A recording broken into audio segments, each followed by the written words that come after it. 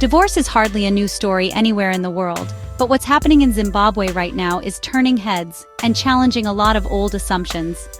Let me hit you with the headline.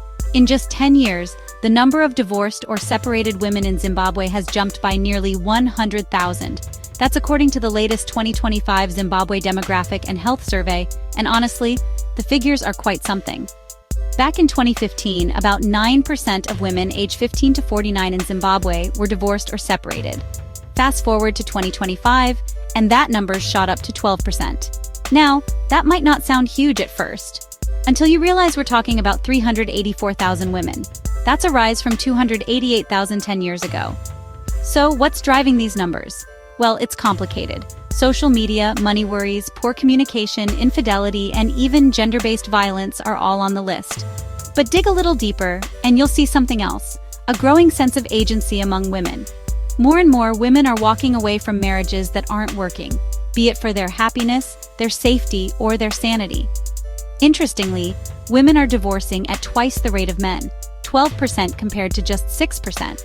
That's a gap that's only getting wider. And while the number of women in marriages or partnerships has stayed pretty steady at 62%, the same can't be said for men. Fewer men are tying the knot these days. Just 48% of men aged 15 to 49 are currently married or cohabiting, a small but telling drop from 50% in 2015.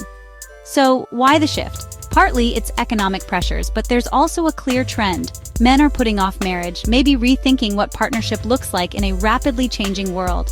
Meanwhile, nearly half of Zimbabwean men in this age group have never married, a figure that's hardly budged in a decade. Marriage in Zimbabwe still matters a lot. By the time they reach their late 40s, only 4% of women and 2% of men have never married.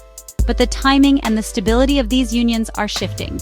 Fewer women are becoming widows, down from 4 to 3% over the decade, which could point to slightly better health care or changing life expectancies.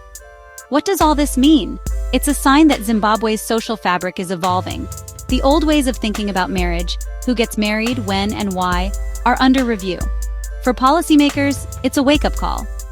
Support shouldn't just target married couples, but also those who are separated, divorced, or have never married. Ultimately, with nearly 400,000 women now navigating life after marriage, it's clear Zimbabwean women are making choices on their own terms, and society is going to have to keep up.